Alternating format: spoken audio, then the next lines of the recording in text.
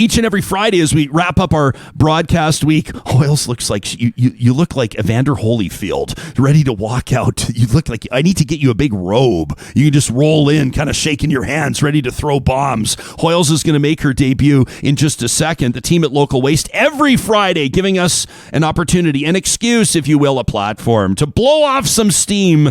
It's a little something we like to call Trash Talk.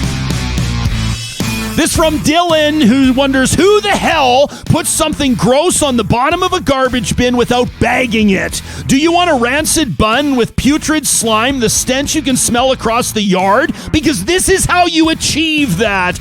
Bag that crap before it goes in the bin. A rotten, flaccid pumpkin with no bag on the bottom 6 days away from garbage day? Really? Dylan says, thank you, Ryan, for letting me yell at you so I don't yell at somebody else. That from Dylan. Hoyles, over to you. Picture this. I'm hiking up the Beehive Mountain overlooking Lake Louise. The larch are larchin'. The air is cool and crisp. The skies are picture perfect blue. Then, a drone. What place does that thing have in the wild? Oh, wait.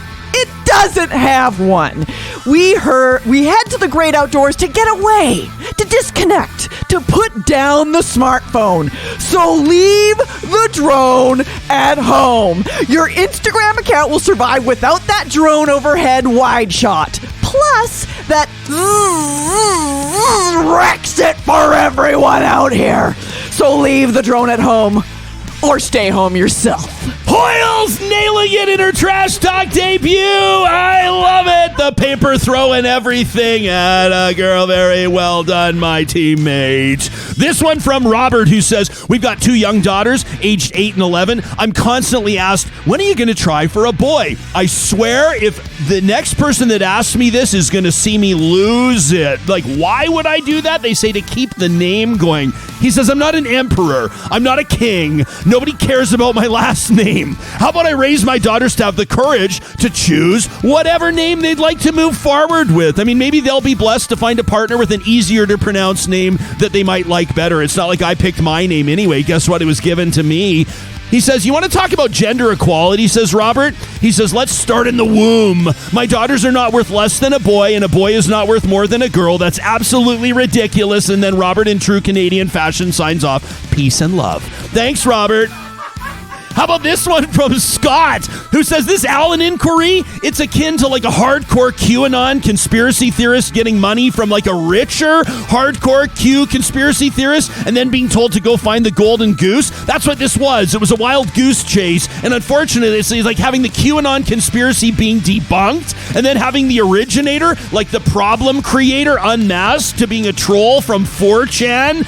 And then people still believe the conspiracy. In spite of all the evidence, they'll believe that foreign money is the reason that they're losing their jobs, not the changing landscape of, I don't know, global investment due to climate change. You can lead a horse to water, but you can't make that horse accept the fact that Jason Kenney is a grifter. That from Scott, the Patreon boss. Attaboy, Scotty. This one from Greg, who says this equalization conversation centered around Alberta getting its fair share, which sort of devolves to Eastern provinces buying foreign oil over Canadian. He says, can we set the record straight here? Provinces do not buy oil. Greg says foreign oil is bought by corporations who use it in their refineries. The 2 refineries in Evil, Quebec are owned by Suncor and Valero. He says Valero's head office is in Texas. Suncor's refinery outside Montreal still uses foreign oil, and for the most part, pre-2015 was run entirely on foreign oil. Their head office located in Calgary. And then there's Irving Oil's refinery that just received its first barrel from Alberta ever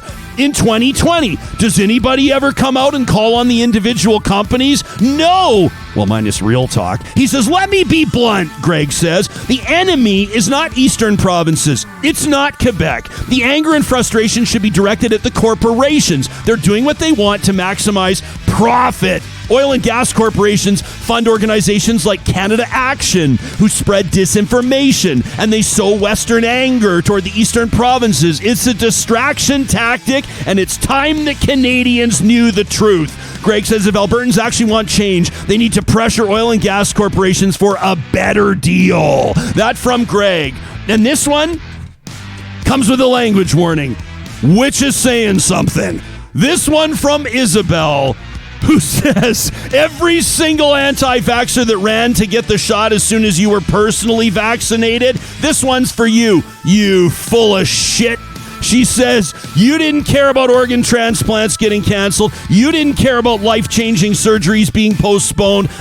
It was your bowling league. It was drinks with the crew. It was the hockey season that finally made it worth the risk. She says the rest of us stayed hunkered down, waiting for you to come to your senses, away from family, funerals, weddings, grads, holidays, school, work. Our entire lives had to shrink with awful consequences. All of this to say, if you waited until you got your $100 selfish fucker bonus, or you couldn't get into a restaurant, or you might lose your job, like many of you did when you were stomping around harassing healthcare professionals, let's be honest, you were bullshitting us the whole time. You wouldn't have caved unless it was inconvenient.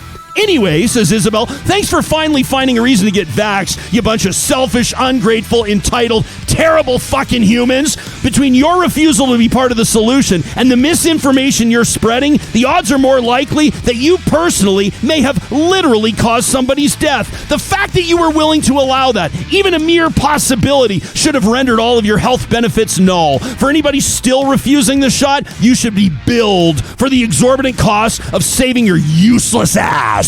Isabel says, by the way, this is not meant in any way to go toward people who are unable to receive or access the vaccine. That's why anybody that can should. Because of these people here, she says, sorry, not sorry. XOXO, Isabel! Trash talk comes from emails sent to us. These are real people, real talkers that take the time to email talk@ryanjesperson.com. Coming up next week on the show, you may have heard of some of these guests. Ian Hannah-Mansing, Mark Moose, Messier, and Bruce McCullough from Kids in the Hall.